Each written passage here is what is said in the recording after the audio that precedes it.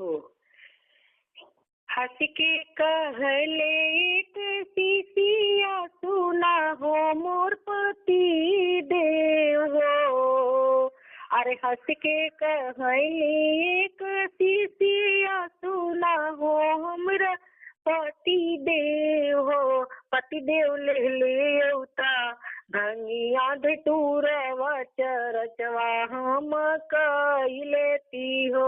ए पति देव ले ले उता भंगिया धतूरवा चरचवा हम कैलेती हो।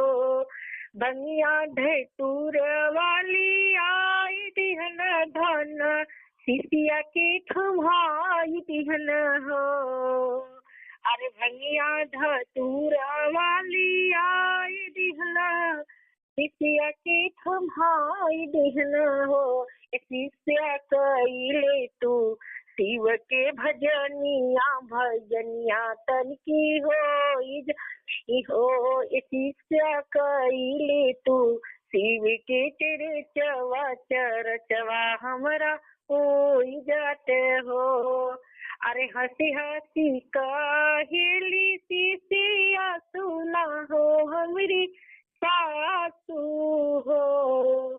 हंसी हंस के कहनी शिष्या सुना हो मोरी सासू हो। सासू तनी एक खीरिया बनावती चरचवा हम कैलेती हो।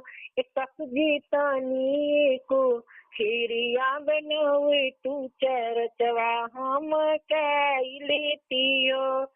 खीरिया बनाई की सासू ते शिष्या के दे दिहनी हो।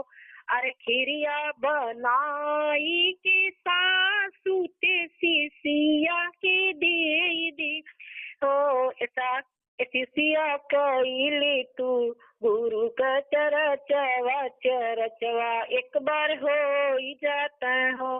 शिष्या कैले तू गुरु के चरचवा चरचवा एक बार हो जाता हो।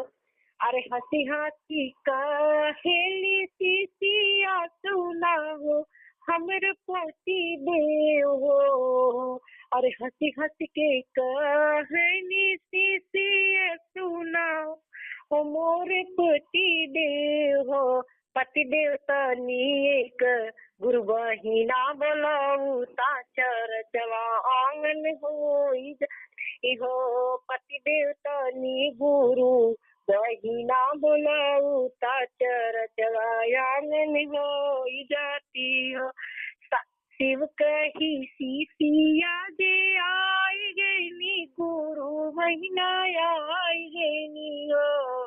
शिव जी का शिष्या जे आई गई गुरु बहिना आई गई हो।